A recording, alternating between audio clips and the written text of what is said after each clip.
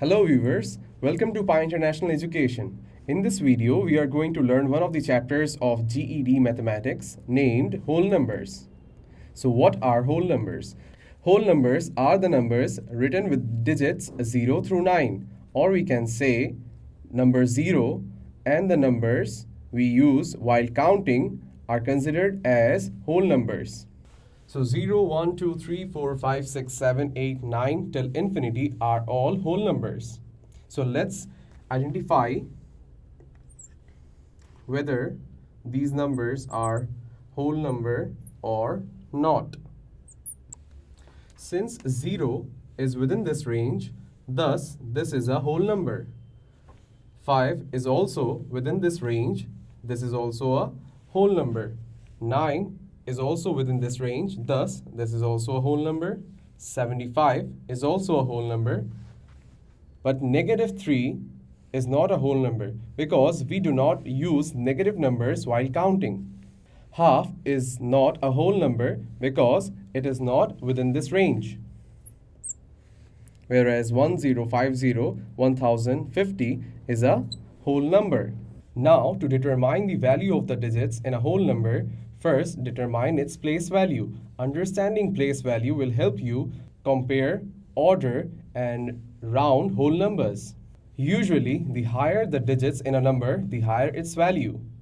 For example, in this number, there is only one digit, and in this number, there are two digits. Thus, this number is greater than this number. However, if the numbers are 107 and 175, where both numbers contains equal number of digits, then how would we identify which number is greater? Very simple. We will compare the digits from left to right.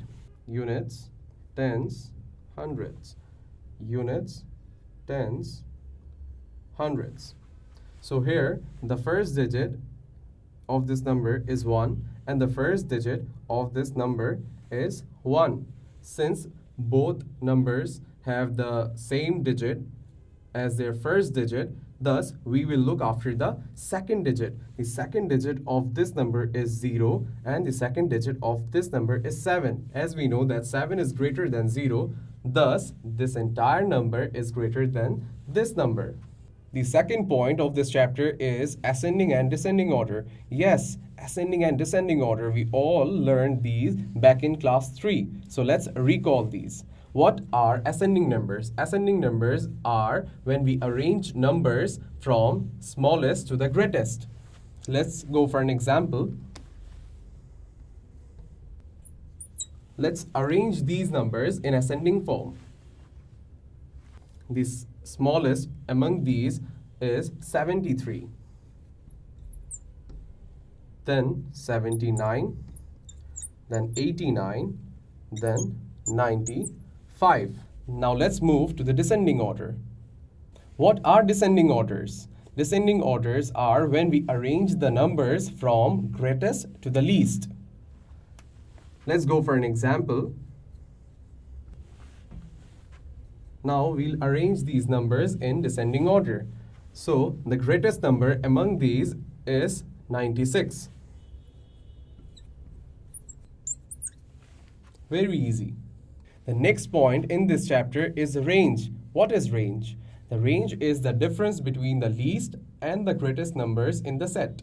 Here is a given range of 0 to 10. So what are the numbers within this range? The numbers would be 0 to 10. Now let's go for an example.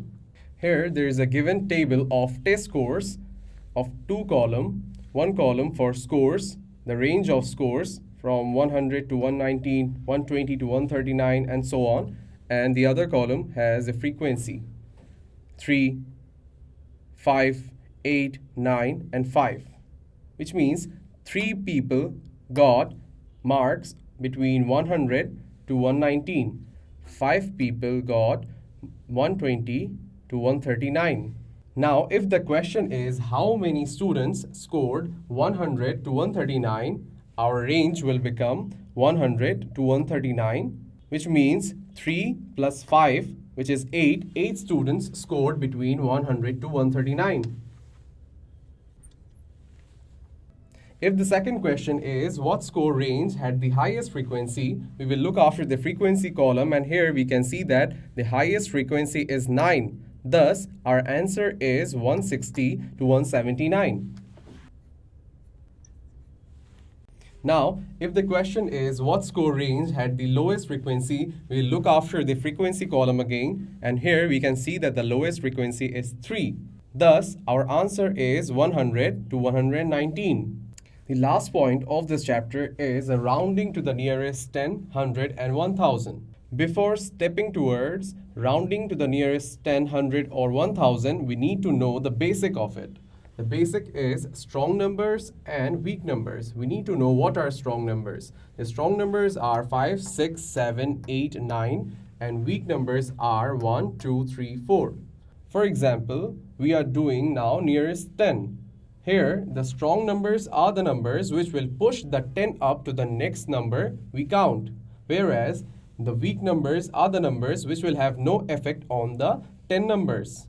This will affect exactly same in the nearest 100 or 1000. So here are some examples of nearest 10. So firstly, we will underline the 10 and go one column over and see whether this number is a weak number or a strong number. Since this number is a strong number, thus our 10 will increase by 1, making it 8, and the 6 will become 0.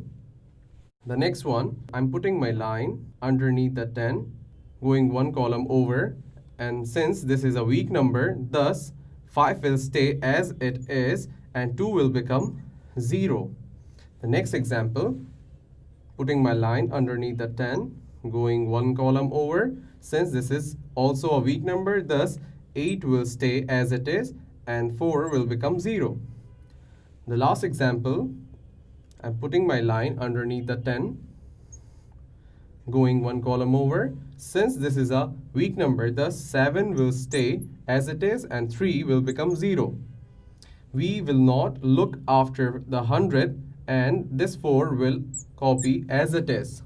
Now, going to the examples of nearest 100, I'm putting my line underneath the 100, going one column over. Since this is a strong number, thus 4 will increase by 1, making it 5, and the rest 2 digits will become 0. Here, I'm putting my line underneath the 100, moving one column over. Since this is a weak number, thus 7 will stay as it is, and the rest 2 digits will become 0. Now moving to the last examples of nearest 1000, here I'm putting my line underneath the 1000, moving one column over. Since this is a strong number, thus 7 will become 8 and the last 3 digits will become 0. Here I'm putting my line underneath the 1000, and since this is a weak number, thus 9 will stay as it is and the last 3 digits will become 0. I hope this video helps you to clear every confusions you have regarding this chapter. Thank you for watching this video. I'll see you in the next one.